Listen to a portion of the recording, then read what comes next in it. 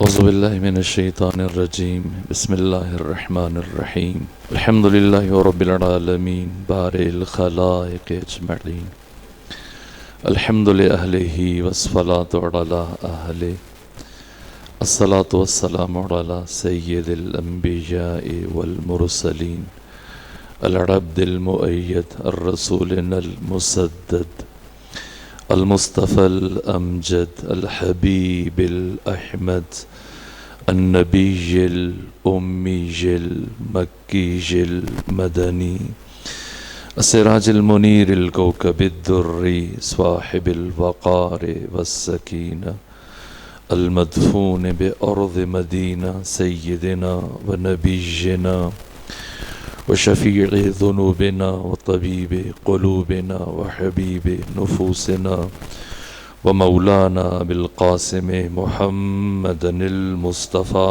صلى الله عليه وسلم وأهل بيته الأطيبين الأطهرين الأنجبين المأسومين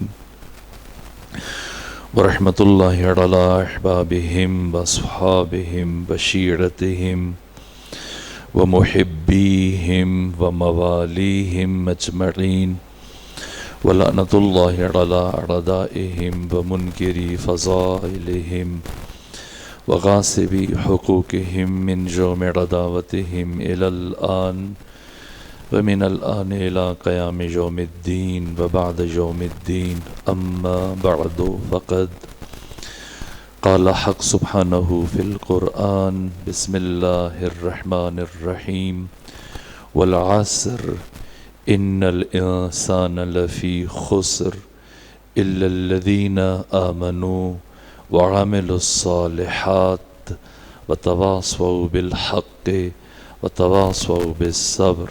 صلوات بھیجیے خاندان فاطمہ پر. ماہ مبارک رمضان کا پہلا روزہ آپ تمام دوستوں کو احباب کو اس روزے کی برکات سے پروردگار مجھے اور آپ کو شرف یاب فرمائے، اور جو ماہ رمضان کے روزوں کی حقیقی حکمت اور فلسفہ ہے اور وہ راز کہ جس کی بنا پہ پروردگار نے روزے ہم پر فرض کیے، پروردگار ان حکمتوں کے ساتھ اس روزے کو ہمارے وجود کا حصہ بننے کی توفیق عطا فرمائے انشاءاللہ العزیز. چونکہ پہلا روزہ ہے، بعض احباب کی یہ رائے ہے کہ کچھ احکام روزے کی نسبت جو لازم ہیں، تاکہ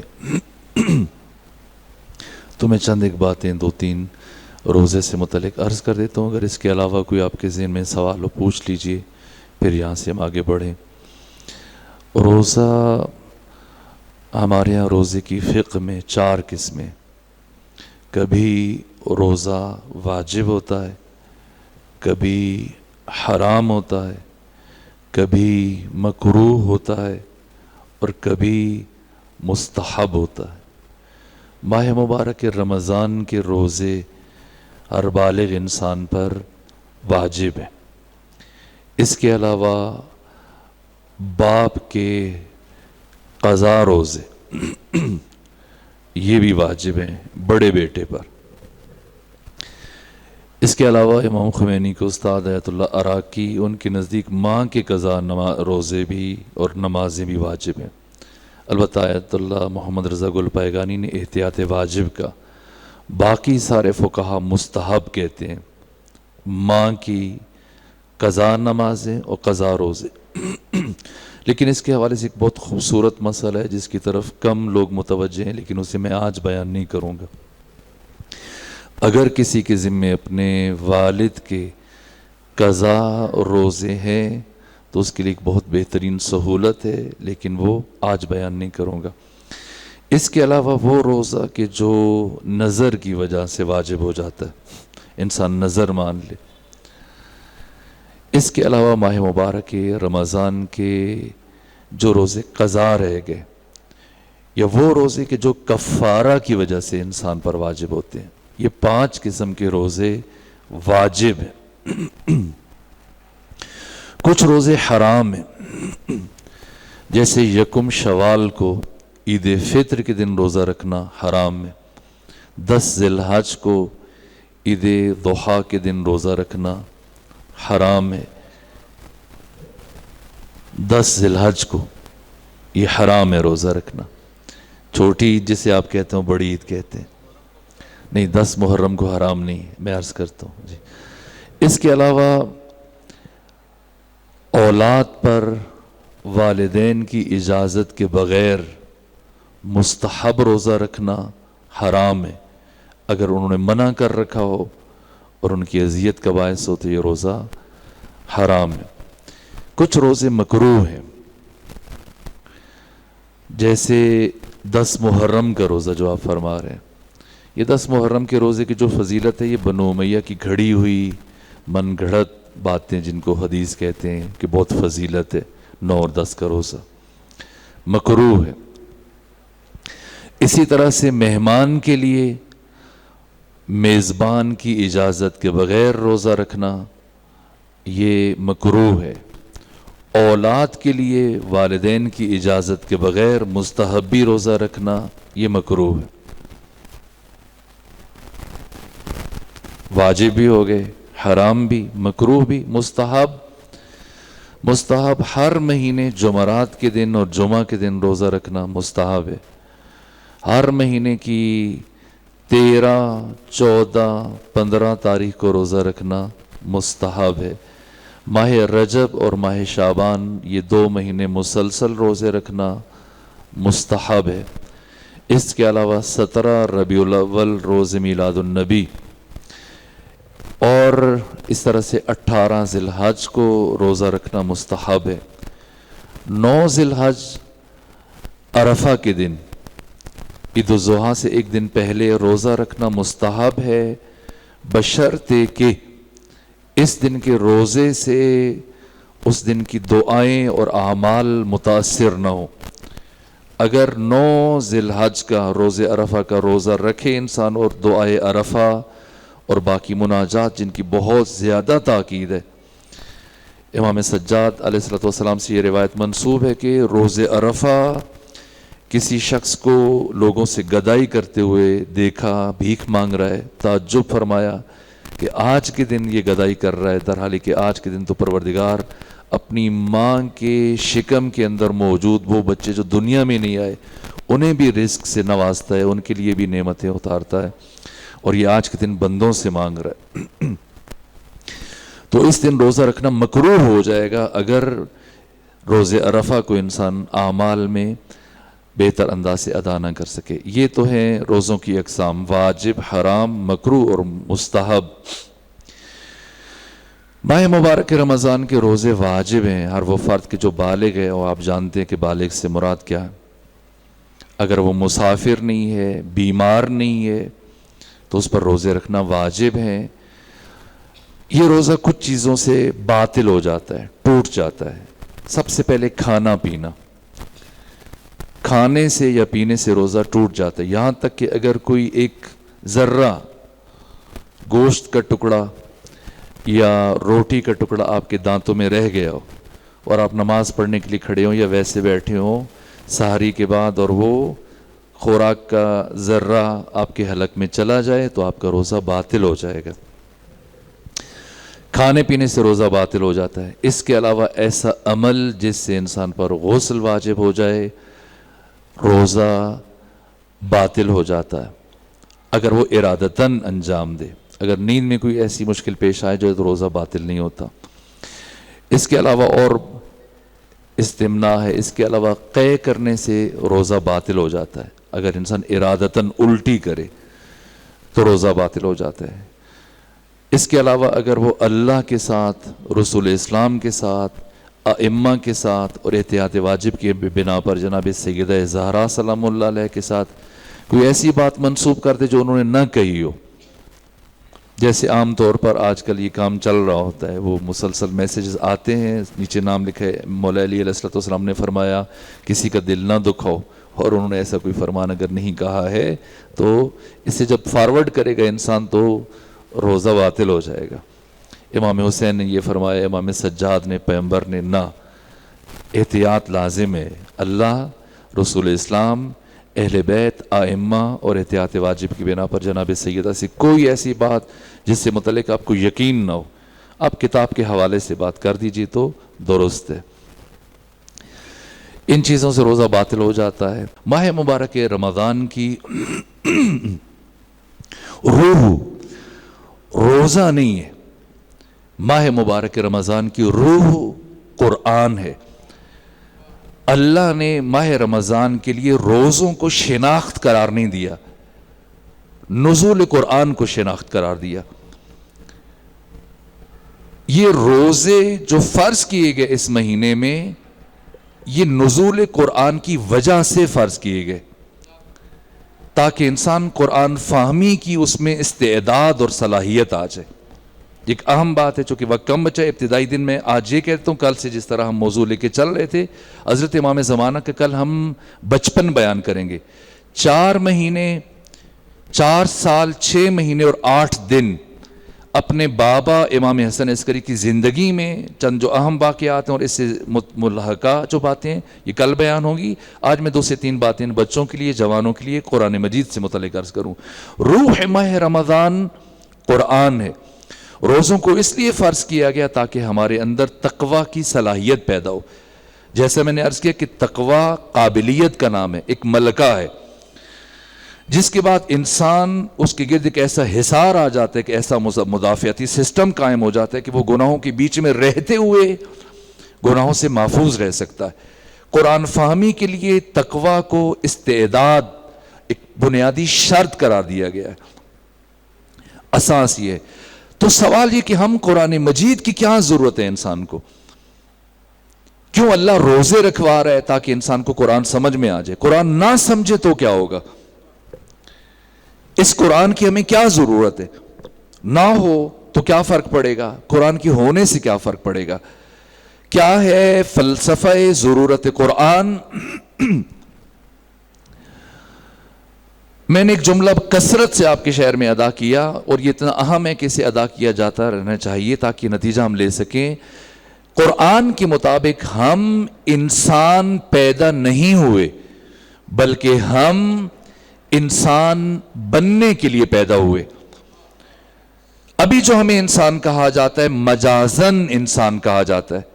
جیسے ابھی آپ افطار میں اگر گھر میں چاول کھائیں اور چاول کھانے کے بعد آپ کی ماں کہے، آپ کی والدہ کہے کہ بیٹا اور کھا لی، تو آپ کہیں بس اما جان میں نے پوری پلیٹ کھا لی، تو وہ آگے سے نہیں کہتی کہ پلیٹ تو وہی پڑی ہے، آپ نے تو چاول کھائے، تو جھوٹ کیوں بول رہے ہیں؟ نا، ایسے نہیں کہا جاتا۔ کیوں؟ یہ مجاز ہے۔ اگر ایک طب کا طالب علم میڈیکل کالج میں داخلہ لے اور اس کو گھر والے ڈاکٹر کہنا شروع کر دیں، آئیں ڈاکٹر صاحب بیٹھیں، تو یہ جھوٹ نہیں ہے، مجازن کہتے ہیں۔ دینی طالب علم مدرسے میں داخل ہو اور آپ اس کو مولانا صاحب کہنا شروع کر دیں، وہ کوئی کہے بھائی جھوٹ بول رہے ہیں، نہ جھوٹ نہیں، یہ مجاز ہے۔ ہمیں جو انسان کہا جاتا ہے مجازن انسان کہا جاتا ہے۔ کس طرح سے انسان مجازی انسان حقیقی بن سکتا ہے؟ تو کوئی بھی انسان مجازی حقیقتاً انسان بن سکتا ہے صرف اور صرف علوم اور معارف کے ذریعے سے۔ اور علوم اور معارف کا سب سے بڑا مجموعہ، سب سے بڑا گنجینہ، سب سے بڑا خزینہ، سب سے بڑا ماخذ، سب سے بڑا مصدر، سب سے بڑا منبع قرآن مجید ہے۔ تو کوئی بھی انسان اس وقت تک حقیقتاً انسان نہیں بن سکتا جب تک کہ وہ قرآن مجید کی شاگردی اختیار نہ کرے۔ قرآن مجید محض کتاب ثواب نہیں ہے، ثواب کے لیے ہزاروں کام ہے۔ چڑیوں کو دانہ ڈالیں ثواب مل جائے گا، کسی پیاسے کو پانی پلا دیں ثواب مل جائے گا، فقیر کو 10-20 روپے دے دیں ثواب مل جائے گا، رستے سے پتھر ہٹا دیں ثواب مل جائے گا۔ قرآن محض کتاب ثواب نہیں ہے، قرآن نصاب انسانیت کا نام ہے۔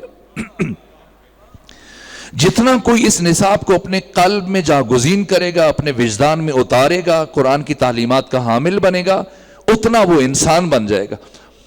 اور اگر انسان قرآن کی شاگردی اختیار کر لے اور قرآن کو اپنا معلم، مرشد، استاد مان لے اور یہ سفر شروع کر دے، تو جس مقصد کے لیے انسان خلق ہوا وہ بھی حاصل ہونا شروع ہو جائے گا، اور جس مقصد کے لیے قرآن اترا وہ بھی حاصل ہونا شروع ہو جائے گا۔ ورنہ اگر انسان قرآن کی شاگردی اختیار کیے بغیر دنیا سے چلا جائے تو وہ حیوان پیدا ہوا، حیوان زندگی گزارے گا، حیوان مر جائے گا، اور جب قیامت کے دن اٹھے گا تو حیوان اٹھے گا۔ قرآن نصاب انسانیت کا نام ہے، یہ قرآن انسان سازی کا نصاب ہے۔ یہ بات، اور چونکہ ماہ رمضان کے روزوں کی بات ہو رہی تھی تو آئیے ہم قرآن سے سوال کریں کہ اے قرآن، ماہ مبارک رمضان کے پہلے روزے جب ہم نے یہ درک کیا کہ محضر قرآن میں حاضر ہوئے بغیر، قرآن کی شاگردی اختیار کیے بغیر، قرآن کو اپنا معلم مانے بغیر انسانیت کا سفر شروع نہیں ہو سکتا، تو ہم نے ارادہ کیا کہ ہم قرآن کی شاگردی اختیار کریں۔ اے حضرت قرآن، کیا ہمارے لیے اذن و اجازت ہے یا کوئی شرط اور شرائط بھی ہیں؟ تو قرآن حکیم نے جو پہلی شرط اپنی شاگردی کے لیے بیان کی سورہ مبارکہ واقعہ میں، ارشاد فرمایا لا یمسہ الا المطہرون، اس قرآن کو پاک لوگوں کے علاوہ کوئی چھو ہی نہیں سکتا۔ علماء محققین محی الدین ابن عربی، امام غزالی، مرحوم اللہ صدرہ، علامہ محمد حسین طباطبائی، علامہ طبرسی اور برجستہ ترین شخصیتیں، ان سب نے اس لا کو لائے نہیں قرار دیا، لائے نفی قرار دیا، اور لائے نہیں کہا کہ یہ لائے نہیں بلکہ لائے نفی ہے، یعنی قرآن انسانوں کو منع نہیں کر رہا، جیسے بعض اردو میں ترجمے ہمارے پاس آتے ہیں کہ اس قرآن کو پاک لوگوں کے علاوہ کوئی نہ چھوئے، نہ، قرآن منع نہیں کر رہا بلکہ قرآن خبر دے رہا ہے کہ اس قرآن کو پاک لوگوں کے علاوہ کوئی چھو ہی نہیں سکتا۔ تو اب قرآن کا ایک طرف یہ خبر دینا کہ اس قرآن کو پاک لوگوں کے علاوہ کوئی چھو ہی نہیں سکتا، اور دوسری طرف ہم دیکھتے ہیں کہ ہزاروں ناپاک لوگ اس قرآن کو چھوتے ہیں۔ مشرک نجس ہے، قرآن پکڑتا ہے، دشمن اہل بیت ناصبی، تمام فقہا نے اسے نجس قرار دیا ہے، وہ قرآن اٹھاتا ہے بلکہ حفظ بھی کر لیتا ہے۔ تو ایک طرف قرآن کا یہ خبر دینا کہ کوئی ناپاک ہاتھ، کوئی ناپاک شخص اس قرآن کو چھو نہیں سکتا، اور دوسری طرف ہر روز مدرسوں میں اور دیگر مقامات پر ہزاروں ناپاک لوگوں کا اس قرآن کو چھونا خود دلیل ہے اس بات کی کہ چھونے سے مراد کچھ اور ہے۔ مسو کل شیء بحسبہ، ہر شے کا مس کرنا اس کے مطابق ہوتا ہے۔ قرآن ایسی چیز نہیں ہے جسے کوئی ہاتھ سے یا جسم سے یا چہرے سے مس کر سکے۔ قرآن علوم اور معارف کا مجموعہ ہے، اور علوم و معارف کو جسم اور ہاتھ سے مس نہیں کیا جا سکتا، بلکہ علم و معرفت کو مس کرنے کے لیے دل و دماغ چاہیے۔ تو قرآن فرماتا ہے کہ قرآن کو چھونے کے لیے دل و دماغ کی طہارت شرط ہے۔ جب تک کسی کا دل پاک نہ ہو وہ کبھی بھی قرآن مجید کا شاگرد نہیں بن سکتا۔ یہ جو پیغمبر نے ارشاد فرمایا کہ جس گھر میں کتے ہوں وہاں فرشتے نہیں آ سکتے، یہ تمثیل ہے۔ آپ میں جتنے افراد بیٹھے ہیں، کوئی پرائمری پاس ہے، کوئی میڈل پاس ہے، کوئی میٹرک پاس ہے، کسی نے ایم اے کیا، کوئی ایم فل ہے، حتیٰ کوئی پی ایچ ڈی ڈاکٹر ہے، پروفیسر صاحب اور برجستہ شخصیتیں، خود ڈاکٹر صاحب ہمارے سامنے تشریف فرما ہے۔ عہد رسول میں، صدر اسلام میں شرع خواندگی نہیں تھی، بوڑھے افراد تھے جو ابھی ابھی علم سے آشنا ہو رہے تھے، جہالتوں میں زندگی گزری تھی، تو انہیں سمجھانے کے لیے پیغمبر اکرام اسلام زیادہ مثال کا سہارا لیتے تھے۔ اکثر پیغمبر اکرام اسلام کے کلام میں جو تمثیل ہے، اس وجہ سے کہ لوگوں کی ذہنی سطح اس سطح پہ نہیں تھی، اس درجے پر کہ پیغمبر کی بات کو سمجھ سکیں، تو پیغمبر ان کے ذہن کو اپنی بات کے قریب لانے کے لیے مثال کا سہارا لیتے تھے۔ نحن معاشر الانبیاء امرنا ان نکلم الناس علی قدر عقولہم، ہم انبیاء کے گروہ کو اللہ نے یہ حکم دیا کہ لوگوں کے ساتھ گفتگو کریں ان کی سطح ذہنی کے مطابق، ایسی بات نہ کریں کہ لوگوں کے اوپر سے گزر جائے۔ تو یہ جو پیغمبر نے فرمایا جس گھر میں کتا ہو وہاں رحمت کا فرشتہ نہیں آتا، کتے کو کیا مسئلہ ہے؟ رحمت کے فرشتے کو کیا مسئلہ ہے؟ کیا فرشتوں کو ڈر لگتا ہے کتوں سے جیسے ہم ڈرتے ہیں؟ نہ، کتے تو فرشتوں کو دیکھ بھی نہیں سکتے۔ پھر کیوں وہ فرمایا پیغمبر نے کہ جس گھر میں کتا ہو وہاں فرشتہ نہیں آ سکتا؟ اگر بات اسی طرح سے اس حدیث کے ہم ظاہر کو عمل کریں، ظاہر کو مانیں، تو اب ایک شخص جسے مرنے سے ڈر لگتا ہو تو مرنے سے، موت سے بچنے کے لیے وہ اپنے گھر میں ایک عدد کتا رکھ لے کہ جب تک یہ کتا ہے، فرشتہ اسرائیل بھی تو فرشتہ ہے تو نہیں آئے گا، جب نہیں آئے گا تو روح کون قبض کرے گا، تو ضرورت کی چیزیں گھر ہی منگواتا رہے، زندہ رہے گا نہ، یہ بات نہیں ہے. یہ تمثیل ہے پیغمبر کے کلام میں. گھر سے مراد وہ گھر نہیں جس میں ہم رہتے ہیں، گھر سے مراد وہ گھر جو عرش پروردگار ہے، قلب مومن، مومن کا دل، اس گھر کی بات کر رہے پروردگار. اور کتوں سے مراد ہمارے گناہ ہیں.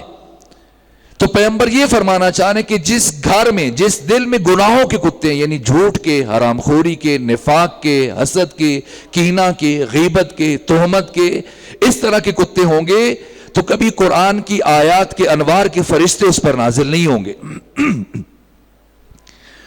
اگر کوئی اپنا دل پاک کر لے، اتقوا اللہ ویعلمکم اللہ، تو اللہ کا وعدہ ہے کہ پروردگار براہ راست تمہارا معلم بن جائے گا، انسان پر الہامات کا سلسلہ شروع ہو جائے گا اگر کوئی دل پاک کر لے. اسی لیے ماہ مبارک رمضان میں اللہ نے روزوں کو فرض کیا کہ روزوں سے انسان کا دل پاک ہو جاتا ہے اور وہ قرآن کے محضر میں حاضر ہونے کے قابل ہو جاتا ہے. ابھی جو چند ایک منٹ بچے ہیں، گھڑی مجھ سے دور ہے، میں آپ کو ایک شخصیت کی مثال دوں. ایک شخصیت ہے آن دی ریکارڈ، وہ کاظم کربلائی. یہ نام سنا آپ نے؟ کون تھے یہ؟ کاظم کربلائی اس صدی کا قرآن مجید کا اگر ہم کہیں معجزہ ہے تو اس میں کوئی مبالغہ نہیں. یہ عراق الف سے، ایران کا ایک شہر ہے، وہاں کا ایک قصبہ تھا جس کا نام تھا ساروق، موٹے کاف سے، وہاں کے رہنے والے تھے کاظم کربلائی. طالب علم تھے بچپن سے، نہ طالب علمی تھے بچپن سے، ان کے دل میں خواہش تھی کہ وہ طالب علم بنے، دین سیکھیں، قرآن سیکھیں. لیکن جو کہ والد کے اکلوتے تھے، جب بھی خواہش کرتے تھے کہ میں کسی دینی مدرسے میں چلا جاؤں تو باپ کہتے تھے کہ پھر گھر کا کام کون کرے گا، ہم بوڑھے ہیں، ہمارا سہارا کون بنے گا. نہیں جا سکے. لیکن ایک ان کی یہ خو تھی کہ جو بھی سنتے تھے حق بات اس پر عمل کرتے تھے. تو ایک مرتبہ صابر عراقی، ان کے گاؤں میں وہ پیش امام تھے، پیش نماز تھے. تو وہ آئے جب پہلی مرتبہ ماہ رمضان میں، تو انہوں نے کچھ فقہی مسائل بیان کی اور ان مسائل میں انہوں نے خمس اور زکوٰۃ کی گفتگو کی. خمس اور زکوٰۃ کے مسائل ہم لوگ کم متوجہ ہیں ان کی طرف. اگر آپ چاہیں گے تو ہم تھوڑا اس حوالے سے بھی بعد میں اشارہ کریں گے. منتظر کی جو خصوصیات ہیں، خود جو امام زمانہ کی دعا ہے وہ خود نصاب ہے ایک منتظر کے لیے. اللہم ارزقنا توفیق الطاعہ وبعد المعصیہ وصدق النیہ وعرفان الحرمہ وکرمنا بالہدی والاستقامہ. یہ ساری جو امام نے اپنے منتظر کے اوصاف بطور دعا مانگے، اور ہمیں تاکید ہے کہ ہم عہد غیبت امام میں یہ دعا مانگیں. یہ نصاب ہے امام زمانہ کے منتظر کے لیے، عصر غیبت امام زمانہ میں. اس میں ہم یہ بات کریں گے کہ ضروری ہے ان مسائل سے آگاہی. جس طرح سے امام نے فرمایا کہ ہمیں حرام کاموں کی معرفت عطا فرما. کس لیے؟ جب تک ہمیں فعل حرام کا نہیں پتا ہوگا تو ہم اسے بچیں گے کیسے. اچھا، تو اس عالم نے یہ بیان کیا، صابر عراقی نے کہا کہ اگر کسی فصل سے زکوٰۃ ادا نہ کی گئی ہو تو اس رقم سے اگر مکان بنایا جائے تو وہاں پر نماز پڑھنا درست نہیں ہے، اور اگر اس رقم سے زکوٰۃ نہ دی گئی ہو اور لباس خریدا جائے تو اس لباس میں بھی نماز نہیں ہو سکتی. تو انہوں نے یہ مسائل بیان کیے. یہ آئے اور جس کے پاس ملازم تھے، ان کی اپنی زمین بہت کم تھی، تھوڑی سی تھی، تو ایک جاگیردار کے پاس، ایک زمیندار کے ہاں یہ ملازمت کرتے تھے. تو اسے کہا کہ تم زکوٰۃ نہیں دیتے ہو، زکوٰۃ دو، میں یہ سن کے آیا ہوں. اس نے کہا میں نے زکوٰۃ نہیں دینی. تو انہوں نے کہا میں نے تمہارے پاس کام بھی نہیں کرنا. چلے گئے اور اپنی جو مختصر اراضی تھی اس پر یہ محنت کرنے لگ گئے.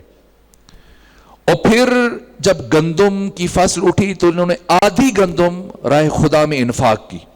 زکوٰۃ کم بنتی تھی لیکن انہوں نے زیادہ، جس طرح جناب سیدہ سے منسوب ہے یہ بات کہ کنیز نے پوچھا کہ کتنی زکوٰۃ ہے، زکوٰۃ کا نصاب کیا ہے؟ تو بی بی نے فرمایا کہ تمہارے لیے 40 میں سے 1 اور ہمارے لیے 40 میں سے 40. تو اسی طرح سے یہ درجات ہیں انسانوں کے. خوب انہوں نے آدھا مال بطور انفاق تاکہ شک نہ رہ جائے انفاق کیا.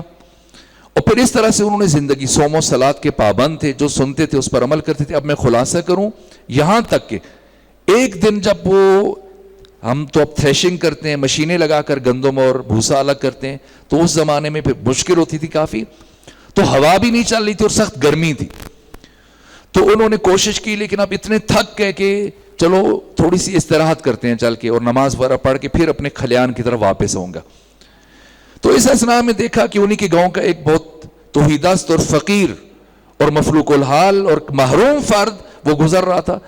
کہا کاظم، بابا کاظم، اس دفعہ ہمیں ہمارا حصہ نہیں دو گے؟ کہا دیں گے، کیوں نہیں دیں گے؟ کہا بس ہم نے سمجھا شاید آپ ہمیں اس دفعہ بھول گئے اور نہیں ملے گا ہمیں. تو کاظم نے جب یہ سنا تو سوچا یہ اتنا مجبور ہے کہ اپنی ضرورت کو زبان پہ لے آئے. اسے پچھلے سالوں میں اس نے کبھی یوں مانگا نہیں، شاید اس کے یہاں کھانے کے لیے کچھ نہیں. تو تھکا ہوا تھا، کہتے میں تھکا ہوا تھا، آرام کے لیے جا رہا تھا، لیکن سیدھے واپس دوبارہ کھلیان چلا گیا کہ پہلے اتنی تھوڑی سی گندم الگ کر دوں کہ اسے دوں تاکہ اگر اس کے گھر پریشانی ہے تو دور ہو جائے. اور اب جب بھوسا الگ کیا، گندم الگ کی اور لے کے جا رہے تھے اس کے گھر دینے کے لیے، تو 2 خوبصورت جوان آ رہے تھے.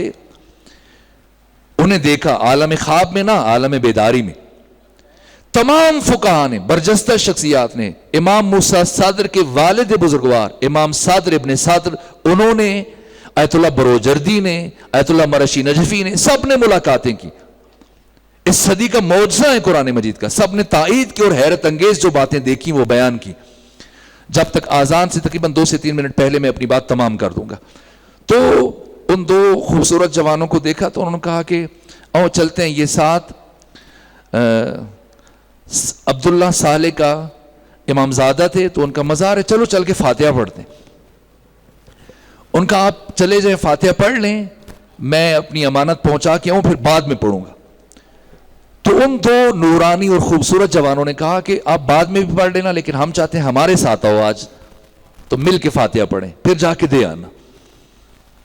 کربلائی کاظم ان 2 خوبصورت اور نورانی جوانوں کے ساتھ گئے وہاں پر، اور پھر اب بیٹھے ہیں تو ان سے کہا جا رہا ہے کہ جو اوپر گنبد ہے آیات لکھی ہوئی تھی، ان پڑھ تھے، پڑھنا نہیں جانتے تھے، اسکول کا منہ نہیں دیکھا، نہ مدرسے گئے، بس سورہ فاتحہ اور 1-2 سورتیں جو نماز میں پڑھی جاتی تھی زبانی یاد کر رکھی تھی. تو کہا گیا ان سے کہ یہ پڑھو. ان کا میں پڑھنا نہیں جانتا. کہ پڑھو، تم پڑھنا جانتے ہو. یہاں تک کہ انہوں نے پڑھنا شروع کیا اور اس کے بعد ذرا سے ان پہ غنودگی طاری ہوئی اور پھر اٹھے، اور وہ جب دانے لے کے جا رہے تھے تو اب کچھ انہیں وہ ساری باتیں یاد آنا شروع. یہاں تک کہ انہوں نے محسوس کیا کہ انہیں پورا قرآن حفظ ہو گیا، جو ان کی طلب تھی، خواہش تھی. اب وہ دانے دے کر سیدھے پہنچے صابر عراقی کے پاس جو وہاں کے پیش نماز تھے، اور انہیں جا کے سارا واقعہ بنایا. تو وہ صابر عراقی کہتے ہیں کہ مجھے یقین نہ آیا کہ شاید یہ جذبات میں ایسی بات کہہ رہے ہیں. کہا آپ نے کوئی خواب دیکھ لیا ہوگا؟ ان کا نہیں، خواب میں نہیں، میں نے بیداری میں دیکھا. تو صابر عراقی قرآن لے کے آئے اور سننا شروع کیا تو وہ پڑھنا شروع ہو گئے. پھر یہ اطلاع پہنچی قوم کے تمام مجتہدین علماء اکٹھے ہوئے اور انہیں بلایا گیا، اور شہید نواب صفوی ان کو لے کے آئے قوم. اور جب سب اکٹھے ہو گئے، سب بیٹھے، اور یہ ہزاروں طالب علموں اور علماء کی موجودگی میں بیٹھے، انہوں نے قرآن پڑھنا شروع کیا. اب آپ کو پتہ ہے طالب علم اور مولوی حضرات کس طرح سے بندے کو تو ایک عالم نے کیا کیا، قرآن کو 20 جگہ سے قرآن کے 20 الفاظ اٹھائے، 20 الفاظ اٹھائے، یہ آن دی ریکارڈ ہیں باتیں، اور ان 20 الفاظ کو اتنی خوبصورتی سے پرویا، ایک دوسرے کے ساتھ ملایا کہ ایسا لگنے لگ گیا کہ یہ ایک آیت ہے. اور پڑھی، کہا کہ بتائیں یہ کس پارے میں ہے، کس سورہ میں؟ تو کاظم کربلائی مسکرائے، کہا آقائی نہ کن، مجھے کلا نہ پہناؤ، چونا نہ لگاؤ، ٹوپی نہ پہناؤ. یہ اس کا پہلا لفظ تم نے اس آیت سے لیا ہے، دوسرا لفظ فلاں سورہ کی اس آیت سے لیا ہے، تیسرا لفظ فلاں سورہ کی اس آیت سے لیا ہے، اور یہ جو بیچ میں تو واو ڈالتا رہا، یہ تو اپنی طرف سے ڈالتا رہا ہے. یہ واو قرآن میں نہیں ہے، یہ 20 لفظ تم نے یہاں سے لیے. پھر آیت اللہ مرشی نجفی نے کہا کہ کیا آپ قرآن کو بالعکس پڑھ سکتے ہیں؟ آخر سے پیچھے کی طرف کہا پڑھ سکتا ہوں. کہ پڑھ کے دکھائیں. کہ کون سی سورہ پڑھوں؟ کہ سورہ البقرہ. اسی محفل میں 282 آیاتیں سورہ البقرہ کی، 282 آیتیں، 2.5 پارے. تو وہ فرماتے ہیں کہ اگر مجھے ایک سورہ قل هو اللہ جس کی 4 آیتیں الٹا پڑھنا پڑ جائے تو میں نہیں پڑھ پاؤں گا. آپ خود مشق کر لیجیے. ابھی انہوں نے 282 آیات کو آخر سے پیچھے کی طرف پڑھنا شروع کیا اور کہیں ایک ذرہ برابر غلطی نہ کی. پھر ان کے سامنے کچھ صحیفے نسخے رکھے گئے جن میں کچھ بیچ میں عربی یا حدیث کے الفاظ اور کچھ آیات اس طرح سے ملا کر رکھا گیا کہ یہ ذرا پڑھیں برکت کے لیے. تو وہ جہاں پہ قرآن ہوتا تھا وہ پڑھتے تھے، انگلی پھیرتے تھے، اور جہاں سے کوئی دوسری بات شروع ہوتی تھی، عربی عبارت، انگلی اٹھا لیتے تھے. پھر جہاں سے قرآن شروع ہوتا تھا پھر انگلی رکھ دیتے تھے، پھر جہاں سے وہ ختم ہوتا تھا انگلی اٹھا لیتے تھے. تو پوچھا گیا کہ آپ کو کیسے پتا چلتا ہے کہ یہ قرآن ہے اور یہ قرآن نہیں ہے؟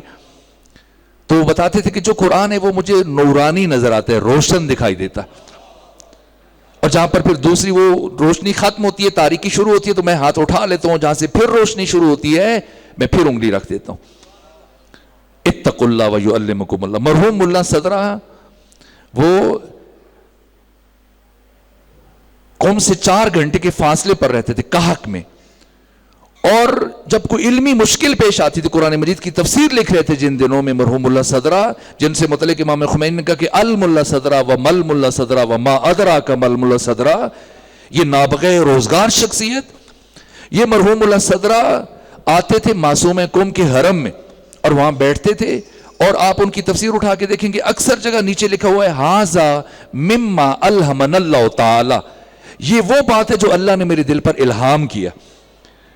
تو بس اس حدیث پہ ختم کرتا ہوں کہ من اخلص للہ 40 صباحا، جو شخص 40 دنوں کے لیے اپنے دل کو اللہ کے لیے خالص کر دیتا ہے، کوئی گناہ نہیں کرتا، خود کو لقمہ حرام سے بچاتا ہے، غیبت سے بچاتا ہے، لہو و لعب سے بچاتا ہے، فضول گوئی سے بچاتا ہے، فضول بحث سے بچاتا ہے، صرف ضرورت کی بات کرتا ہے اپنی زبان سے، دین سے متعلق یا دنیا سے متعلق، تو یتفجر، اس کی زبان سے جاری ہوتے ہیں حکمت کے چشمے، من قلبہ الی لسانہ، اس کے دل سے حکمت کے چشمے پھوٹتے ہیں جو اس کی زبان سے جاری ہو جاتے. جی وقت ختم ہو رہا ہے، اسی پر اکتفا کرتے ہیں، ورنہ ایک شعر سن لیجئے. علم 2 علم است، اول مکتبی. ہم بھی آگے کی ابتدا میں نماز پڑھیں گے مل کر، اور جب تک آذان کی آواز بلند نہیں ہوتی، جب آذان کا وقت ہو جائے تو آپ بلا فاصلہ آذان شروع کریں، ہمیں پتہ چل جائے گا کہ وقت ہو گیا تو روک جائیں گے. علم 2 علم است، اول مکتبی. علم 2 طرح کے. پہلا علم مکتبی ہے کہ در آموزی بے مکتب چون سبی، کہ تم جا کر مکتب میں سیکھتے ہو جیسے بچے جا کر وہاں پر سیکھتے ہیں. علم دیگر جوشش یزدان بود، ایک اور علم ہے جو اللہ کی عطا ہے، جو اللہ کی طرف سے انسان کو عطا ہوتا ہے، القا ہوتا ہے، کسی مدرسے سے نہیں ملتا. تو کہاں سے آتا ہے وہ؟ چشمش اندر میان جان بود، اس علم کا چشمہ انسان کے اندر سے اس کی روح میں پھوٹتا ہے. کب؟ جب انسان متقی بن جاتا ہے، صالح بن جاتا ہے.